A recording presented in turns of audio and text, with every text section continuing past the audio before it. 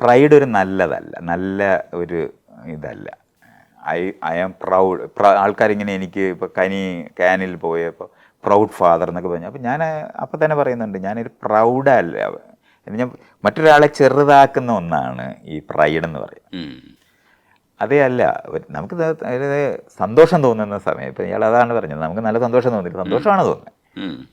അത് നമ്മുടെ പരിചയക്കാരായിരിക്കുന്നത് പോലെ തന്നെയാണത്. ഇപ്പോൾ നമ്മുടെ ഏറ്റവും അടുത്ത ഒരു കൂട്ടുകാരന് അച്ചീവ്മെൻറ്റ് അവർക്കുണ്ടായാൽ നമ്മൾ സന്തോഷിക്കും.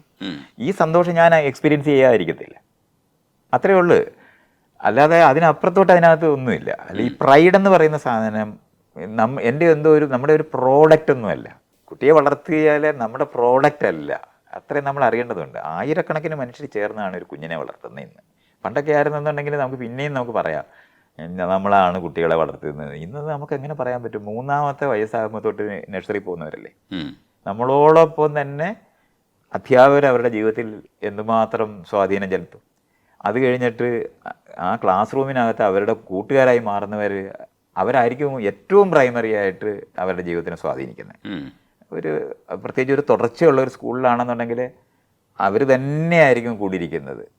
നമ്മളെക്കാളും കൂടുതൽ നീണ്ട കാലത്ത് കൂട്ടുകാരായിട്ടിരിക്കുന്നവരായിരിക്കും ഒരാളെ നിർണ്ണയിക്കുന്നത്. പിന്നെ എത്രയോ മനുഷ്യർ അവരുടെ ജീവിതത്തിലേക്ക് കടന്നു വരും. ഇവരെല്ലാവരും വളർത്തിയതിന് ശേഷം ഉണ്ടാകുന്ന ഒരു പ്രോഡക്റ്റാണത്.